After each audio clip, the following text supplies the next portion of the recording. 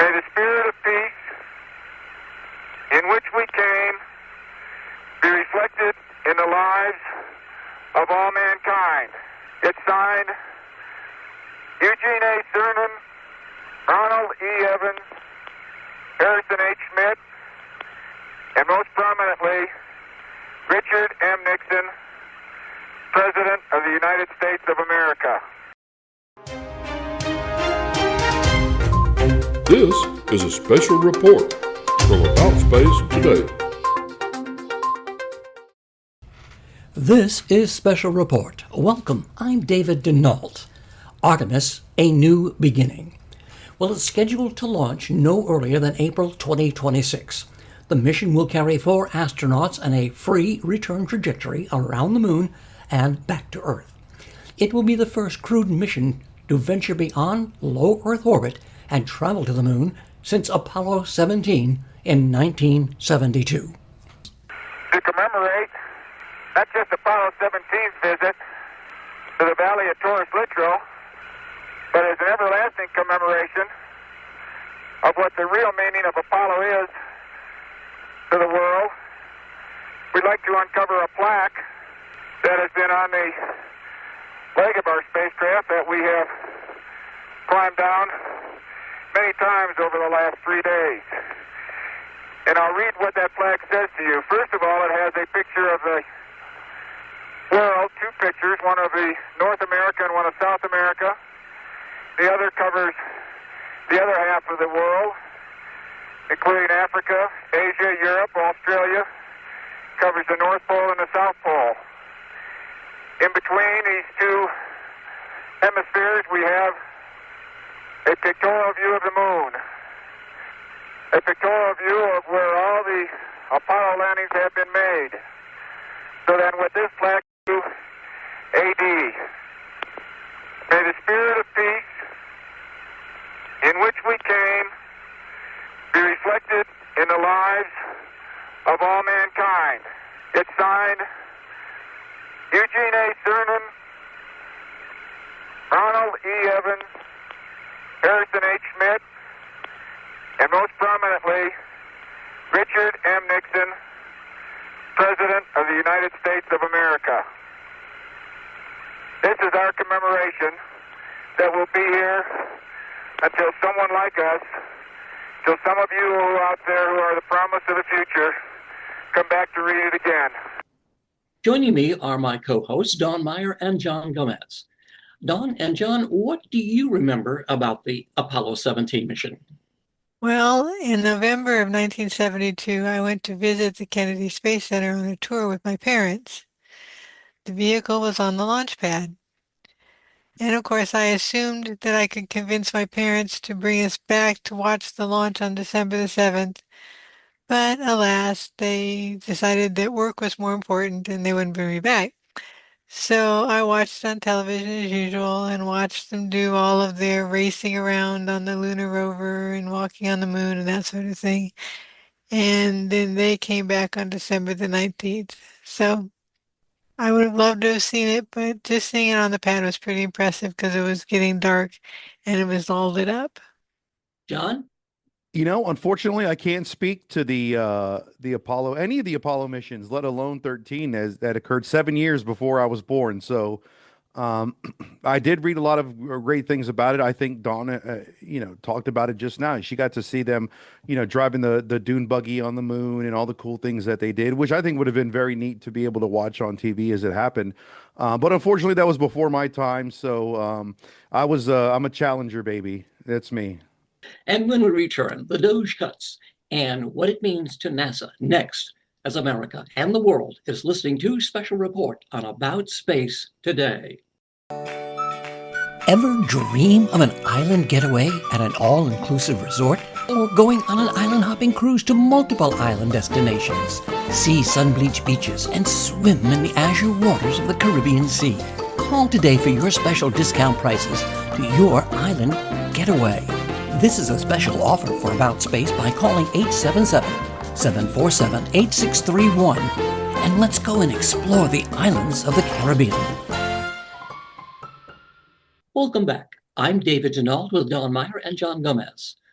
With the new DOGE cuts, NASA is reducing personnel by 20% along with various missions, including the Artemis program. John, what do you think? You've been following the story.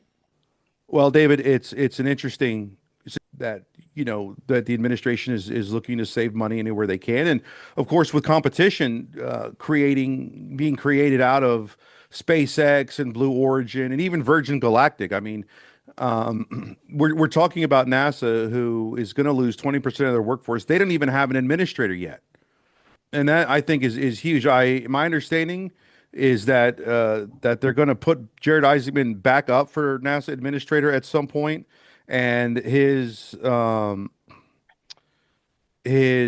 nomination would all but be done.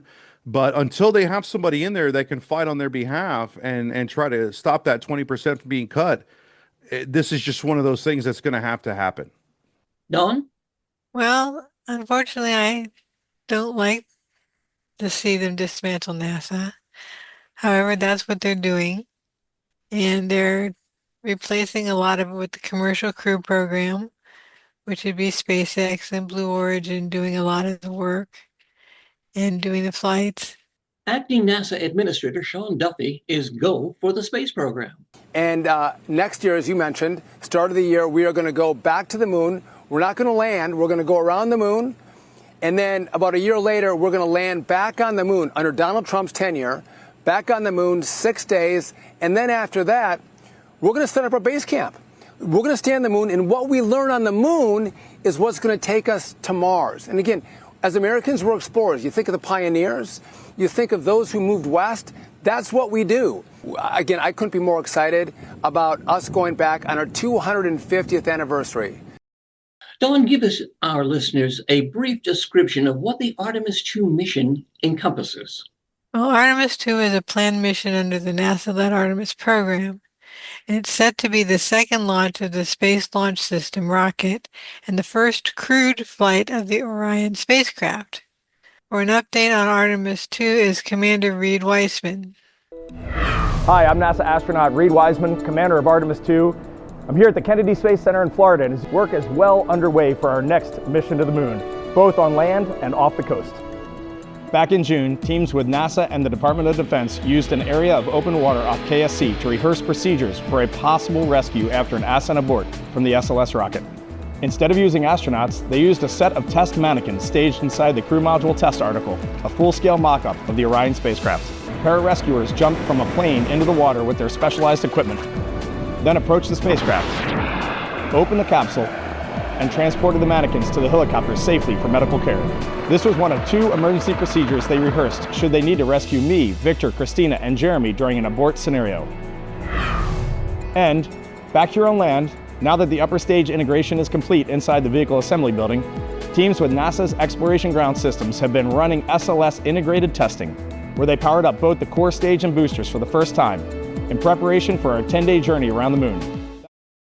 So this mission is set to go around the moon, and it's got a 10-day planned mission. So this will be, as you said, it'll be the first time that humans have gone around the moon again since Apollo 17. Well, the enthusiasm of the crew is really contagious. And John, you and I had the opportunity to interview the first Canadian astronaut that will travel beyond the International Space Station.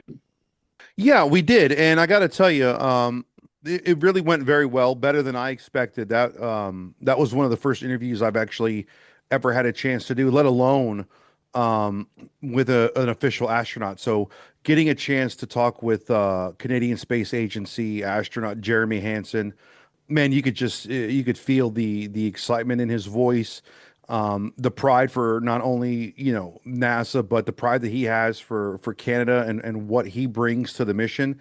And well, just take a listen. You'll hear how excited he sounded. Pretty excited, as it's a dream come true for me to explore space. I've been excited about leaving planet Earth. I love it here, but I've been really excited about leaving it and going to space and seeing the planet from that perspective. This is an extraordinary opportunity to be part of sending humanity back to the moon. This is just one step of many to do that, but it's an important step, of course, like they all are. I'll have the full interview next week. And didn't we meet Christina and Victor Glover? Yes, I think we did, John. During the first mission there, the entire crew was at KSC during the Artemis 1 launch. And I did make a comment when I was talking with Christina about her hair and she says, yes, you notice I had to cut that in space, and that wasn't easy. I'll have the crew introductions and the duration of the mission next week, so be sure to follow our series. If you liked our program, click like, follow, and subscribe. Join us for part 2, Artemis, the New Beginning, next Wednesday. And thanks again for taking your time to listen from your home or from where you work. And for Don Meyer and John Gomez, I'm David Denault. This has been a special report from About Space Today.